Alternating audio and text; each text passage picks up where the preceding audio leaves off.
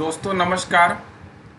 और आज हम लोग जानते हैं कि किस तरह एमवे में एडीआर और एडीएस बनाएंगे। हम उसकी ज्वाइनिंग कैसे करेंगे, तो उसके लिए स्टार्ट करते हैं। सबसे पहले अपने मोबाइल में या अपने पीसी में, लैपटॉप में आप क्रोम ब्राउज़र खोल लेंगे।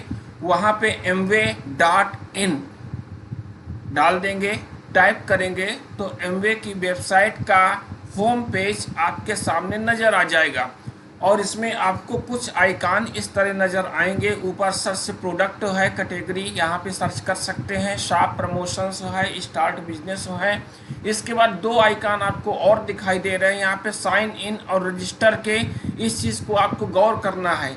यदि आपको लॉगिन करना है, साइन इन करना है, तो साइन इन पे आप टच करेंगे तो आपके पास एक ऐसी विंडो खुलेगी। और इस विंडो में आप देखेंगे कि ऐसे एडीएस या एडीआर या पीसी जो 6 दिसंबर 2019 के पहले ज्वाइन हो चुके हैं, वो एडीएस और एडीआर और पीसी नंबर यहाँ पे अपना डालेंगे। वही उसी को हम लोग एमवे आईडी कहते हैं। और इसके बाद नीचे हम लोग पासवर्ड डाल देंगे, काम हो जाएगा। दूसरी तरफ जो लोग 6 दिसंबर 2019 के बाद ज्वाइन हुए हैं, वे अपने मोबाइल नंबर से लॉगिन करेंगे और इसके बाद पासवर्ड डाल करके एमवे में लॉगिन करके अंदर अपना सभी वेबसाइट में सर्च कर सकते हैं। लेकिन यहाँ पे हमको ज्वाइनिंग करनी है एडीएस और एडीआर की, इसलिए साइन इन नहीं करना, हमको रजिस्टर करना है। और रजिस्टर में जब हम लोग टिक करते हैं तब यहाँ पे ऑप्शन आ जाता है।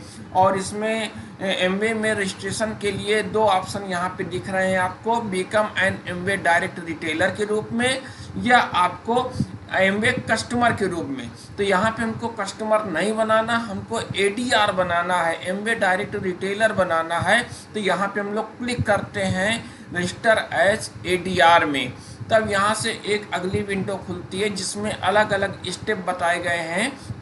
तो सबसे पहले अबाउट यू, इसके बारे में हमको कुछ चीज़ें फिल करनी पड़ेगी। बाद में ओरिएंटेशन प्रोग्राम भी चलेगा, अकाउंट भरा जाएगा, एड्रेस भरा जाएगा, कॉन्टैक्ट डिटेल भरा जाएगा, ये सभी स्टेप है। तो सबसे पहले हम आगे स्क्रॉल करते हैं तो यहाँ पे पूछता है कि I am list 18 year old, तो मैं 18 वर्ष का हूँ कि नहीं हूँ। तो यहाँ पे आपको क्या करना है, टिक करना है। और टिक कर देंगे तो ये आपका फिल हो गया कि 18 साल के आप हैं। इसके बाद जो भी आपकी एडीआर बन रहे हैं तो आप एग्री हैं टर्म और कंडीशन से, ये चीज़ आपको एग्री करनी पड़ेगी। तो यहाँ भी आपको टिक मार्क लगा देना है। इसके बाद आप आगे देखेंगे already know Amway direct seller, इसका मतलब जिस आप एडीआर बनना चाह रहे हैं, तो जिसके टीम में जाना चाह रहे हैं उसका नंबर आप जानते हैं। तो यहाँ पे टिक कर देंगे और एक स्पेस आ जाएगा, वहाँ पे आप उस एडीएस का जो जिसकी टीम में आप जाना चाहते हैं उसका एडीएस नंबर आप यहाँ पे फिल कर देंगे। तो जब एडीएस नंबर यहाँ पे टाइप कर देंगे आप already know and Amway direct seller, और यहाँ पे जो आपको स्पॉन्सर करेंगे उनका नंबर भर देंगे और फिर आई एम नॉट रोबोट में टिक करेंगे। क्योंकि कभी कभी होता क्या है, किसी दूसरे की आईडी कुछ नंबर डिफर करने पे हो जाता है, तो ये सर्च कर लेगा और नीचे शो करने लगेगा कि ये किस एडीएस का नंबर है।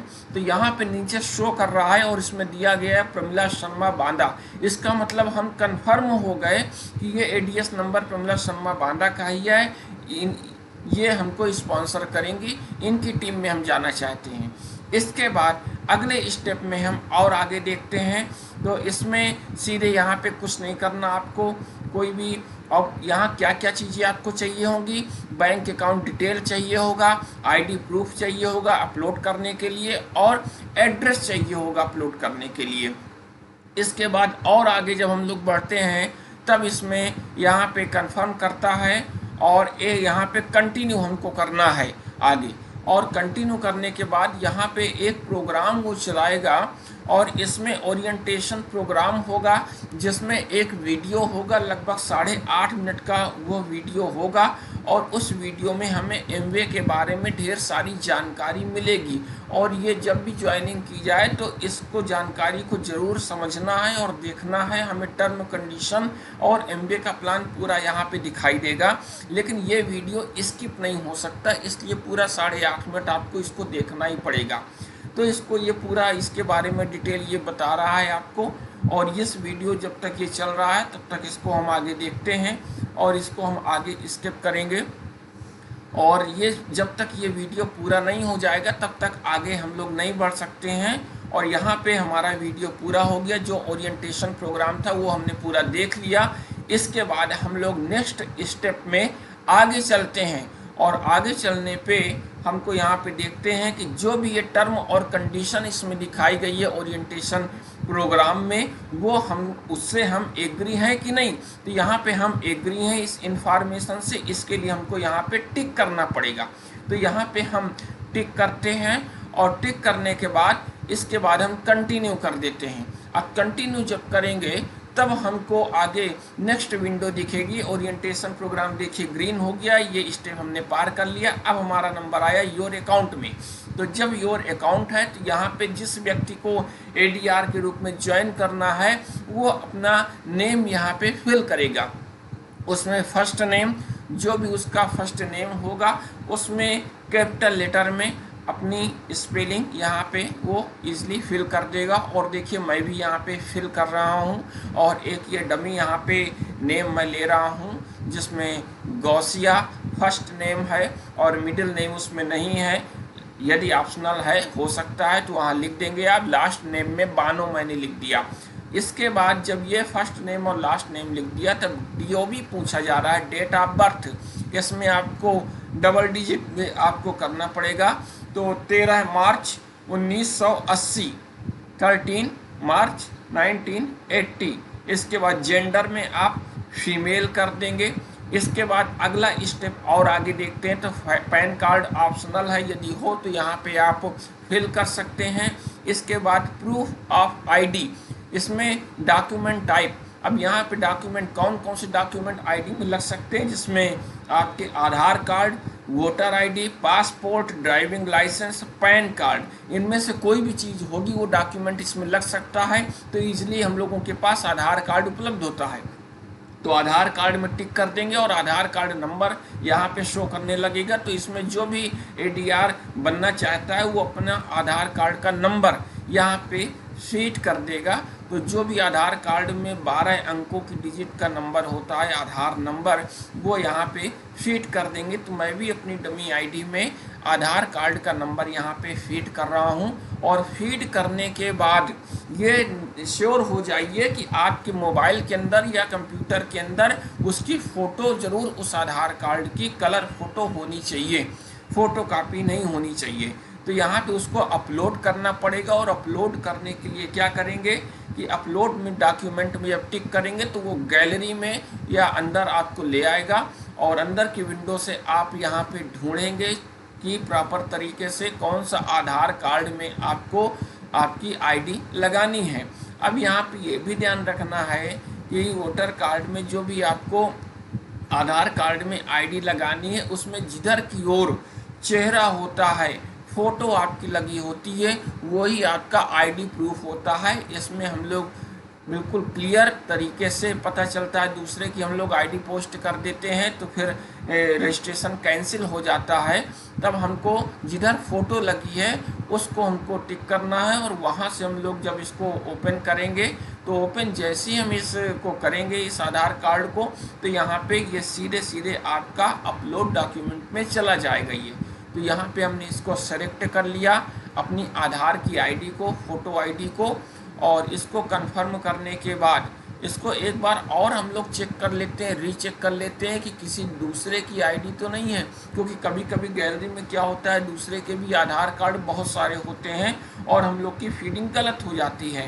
तो कंफर्म करने के बाद हम इसको ओपन कर देते हैं और ये डॉक्यूमेंट अपलोड हो जाता है। इसके बाद अगले स्टेप में हम लोग आते हैं और यहाँ पे अब बैंक अकाउंट डिटेल पूछ रहा है।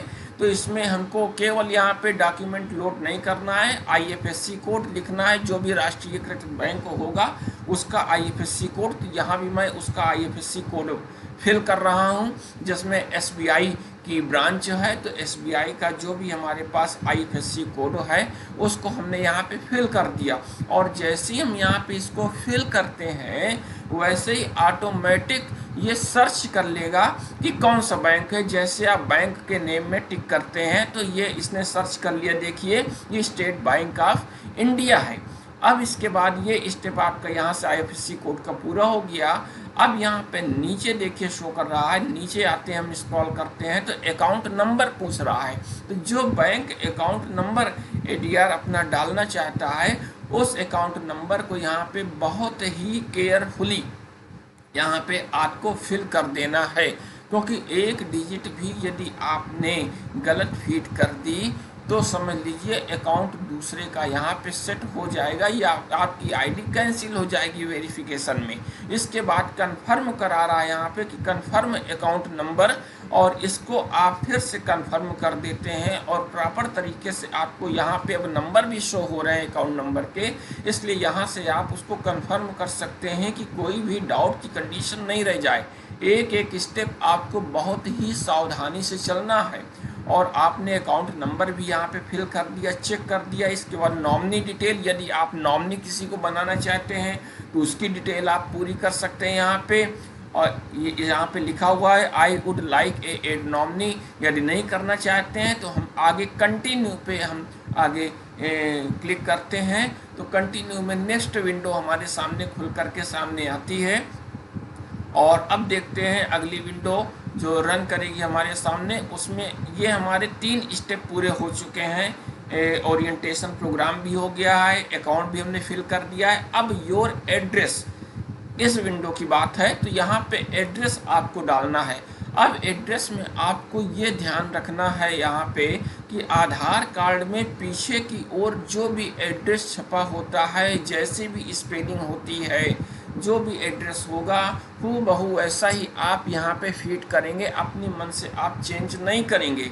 तो आधार कार्ड के पीछे जो भी आपका, उसी को एड्रेस प्रूफ कहेंगे, फ़ोटो के दूसरी तरफ का हिस्सा, वहाँ पे तो एड्रेस की जो सभी लाइनें हैं वो लाइन मैं यहाँ पे फिल कर रहा हूँ।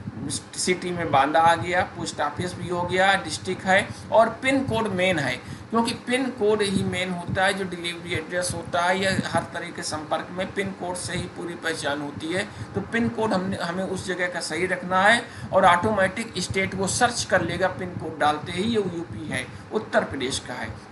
और फिर अब एड्रेस प्रूफ पूछ रहा है तो फिर यहाँ डॉक्यूमेंट टाइप में हमने इतने सारे यहाँ पे दिख रहे हैं, Aadhaar card, voter ID, passport, electric bill है, पासबुक है, ऑफिस पोस्ट ऑफिस की कोई भी चीज़ हम यहाँ पे अटैच कर सकते हैं। तो आधार कार्ड ईजिली सभी के पास अवेलेबल है, तो आधार कार्ड में हम टिक करते हैं और नीचे फिर नंबर आ जाता है आधार कार्ड नंबर डालने के लिए। तो जो हमारे आधार कार्ड में 12 डिजिट का नंबर होता है आधार नंबर, उसको हम यहाँ पे केयरफुली फिल करते हैं। इस बात का ध्यान रखना है कि एक एक नंबर बहुत ही केयरफुली फिल करेंगे, क्योंकि यदि जरा सी भी गड़बड़ हो जाएगी तो हमारी ID यहाँ पे निरस्त हो जाएगी, बैक हो जाएगी। इसके बाद अपलोड करने के लिए फिर आपको वही प्रोसेस अपनाना है। अपलोड डॉक्यूमेंट करेंगे तो मोबाइल के अंदर गैलरी में आ जाएंगे या PC के अंदर आप विंडो में आ जाएंगे, और यहाँ से भी आप प्रॉपर तरीके से चेक कर लीजिए कि फ़ोटो के पिछले वाला हिस्सा जो होगा आधार कार्ड का, उसको ही आपको यहाँ पे सेलेक्ट करना है। और सेलेक्ट करने के बाद जब ओपन करेंगे तो डॉक्यूमेंट आपका अपलोड हो जाएगा। नेक्स्ट इसके बाद और आगे आते हैं, तब फिर हम लोग नेक्स्ट प्रोसेस के लिए कंटिन्यू करते हैं। और कंटिन्यू करने के बाद फिर आगे हमारे पास एक नई विंडो खुल करके सामने आती है। अब यहाँ पे जब नई विंडो हमारे पास सामने खुल करके आएगी तो हमारे ये 4 स्टेप पूरे हो चुके हैं। एड्रेस भी हो गया, अब आपको कॉन्टेक्ट डिटेल और टर्म और कंडीशन इसको फिल करना है। तो कॉन्टेक्ट डिटेल में ईमेल ID यहाँ पे फिल करेंगे, और मैंने अपने लास्ट वीडियो में ईमेल ID कैसे बनाते हैं इसका वीडियो दिया गया है, तो वहाँ से आप देख सकते हैं कि ईमेल ID इजीली मोबाइल पे या अपने PC पे कैसे नई जनरेट कर सकते हैं। तो यहाँ पे केयरफुली और ईमेल ID में इस चीज़ का ध्यान रखना है कि ये ईमेल ID स्मॉल लेटर में ही होती है, कैपिटल लेटर यहाँ पे नहीं डालना है। तो ईमेल ID को यहाँ पे हम लोग केयरफुली फिल कर देते हैं। इसके बाद पुनः कंफर्म करा रहा है ईमेल ID तो पुनः कंफर्म करने के लिए फिर से एक बार हम लोग फिल कर देते हैं। और अब नंबर आता है मोबाइल नंबर में। ऐसा मोबाइल नंबर उस व्यक्ति का ADR का यहाँ पे डालेंगे जिस पे OTP जाएगा और OTP यहाँ पे दर्ज किया जाएगा। तो यहाँ पे हम लोग मोबाइल नंबर फिल करते हैं और मोबाइल नंबर जब फिल करेंगे तब इस चीज़ को ध्यान रखें हम लोग कि किसी दूसरे की डिजिट का मोबाइल नंबर नहीं जाना चाहिए, नहीं पता चलेगा दूसरे के पास OTP पहुंच गया। तो केयरफुली यहाँ पे हम लोग फ़ोन नंबर यहाँ पे फिल करते हैं और जब फिल करते हैं अगर ज़रा सा भी नंबर गलत होगा या डिजिट कम होगी तो वो एक्सेप्ट ही नहीं करेगा। तो यहाँ पे जब एक्सेप्ट नहीं करेगा तो फिर आपको फिर से रीचेक करना है कि mobile number valid mobile number यहाँ पे डालें। तो पुनः हम लोग इसको रीचेक करते हैं, देखिए, और अब सही मोबाइल नंबर हम यहाँ पे फीड करते हैं। तो जब हम लोग सही मोबाइल नंबर डाल देंगे उसके बाद सेंड OTP में हम लोग क्लिक करते हैं तो उस व्यक्ति के पास मोबाइल में मैसेज में OTP पहुंच जाएगा। वहां से 6 डिजिट का जो OTP होगा उसको हम यहाँ पे फिल कर देंगे और फिल करने के बाद नीचे स्क्रॉल करेंगे और टर्म कंडीशन जो भी ये सभी चीज़ें पूछ रहा है इस पे हम लोग आते हैं और नीचे एक्सेप्ट यहाँ पे टिक करना बहुत ज़रूरी है। आई एक्सेप्ट टर्म कंडीशन और सबमिट कर देंगे। तो जैसे हम लोग सबमिट कर देंगे तो ADR की यहाँ पे ज्वाइनिंग हो जाती है और यहाँ पे एक नई विंडो आपके सामने आ गई। देखिए लिख गया वेलकम टू एमवे। अब यहाँ पे ये ADR का देखिए नंबर भी एमवे डायरेक्ट रिटेलर का नंबर भी यहाँ पे आ गया। यहाँ पे ID जनरेट हो गई। ये मेल ID भी किस पे ये सभी सूचनाएं जाएंगी। मेल ID भी यहाँ पे शो करने लगी। लॉगिन पासवर्ड इसी पे जाएगा, मेल ID पे जाएगा, इसी को खोल के बनेगा। और इसके बाद यहाँ पे नीचे देखिए एक जगह लिखा है डाउनलोड नाउ। इसका मतलब जो कॉन्ट्रैक्ट है आपका 3-4 पेज का ये एमवे डायरेक्ट रिटेलर का, उसको हमने डाउनलोड कर लिया। ये डाउनलोड कर लेंगे आप, उसको प्रिंट आउट कर लेंगे हमेशा के लिए। अब यहाँ शो करने लगा कि कौन हमारे स्पॉन्सर है नीचे और डाउनलोड कर लिए। देखिए हम PDF इसको खोल रहे हैं कि डाउनलोड में जो कॉन्ट्रैक्ट आया ये देखिए कॉन्ट्रैक्ट छप करके सामने आ गया, PDF के रूप में आ गया। और ये एप्लीकेशन ये है डायरेक्ट रिटेलर के रूप में, एमवे डायरेक्ट रिटेलर ADR के रूप में है। और पूरी टर्म कंडीशन लिखिए, कॉन्ट्रैक्ट यहाँ पे सेट हो करके आ गया।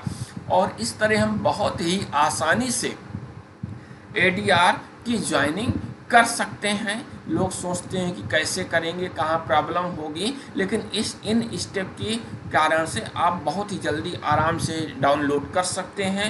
और ADR की ज्वाइनिंग के बाद आप नीचे फिर स्क्रॉल करके रिटर्न टू होम पेज में आप जा सकते हैं और इस तरह आपकी जो है ज्वाइनिंग कंप्लीट हो जाएगी। और अब इसके लिए थैंक यू और मिलते हैं हम लोग नेक्स्ट अपने अगले वीडियो में।